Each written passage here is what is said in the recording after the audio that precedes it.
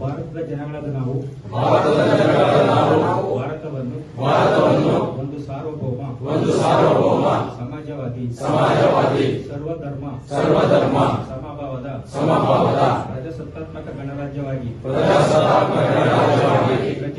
ರಚಿಸಲು ಮತ್ತು ಅದರ ಸಮಸ್ತ ನಾಗರಿಕರಿಗೆ ಸಾಮಾಜಿಕ ಆರ್ಥಿಕ ಮತ್ತು ರಾಜಕೀಯ ನ್ಯಾಯ ವಿಚಾರ ಅಭಿವ್ಯಕ್ತಿ ವಿಶ್ವಾಸ ಧರ್ಮಶ್ರದ್ಧೆ ಮತ್ತು ಉಪಾಸನಾ ಸ್ವಾತಂತ್ರ್ಯ ಸ್ಥಾನಮಾನ ಹಾಗೂ ಅವಕಾಶ ಸಮಾನತೆ ದೊರೆಯುವಂತೆ ಮಾಡಲು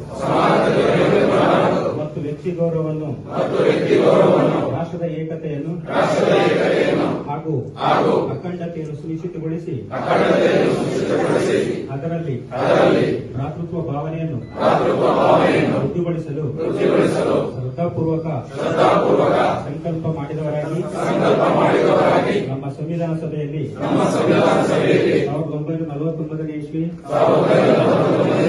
ನವೆಂಬರ್ ತಿಂಗಳ 26ನೇ ತಾರೀಕಾದ ಈ ದಿವಸ ಈ ಮೂಲಕ ಈ ಸಂವಿಧಾನವನ್ನು ಅಂಗೀಕರಿಸಿ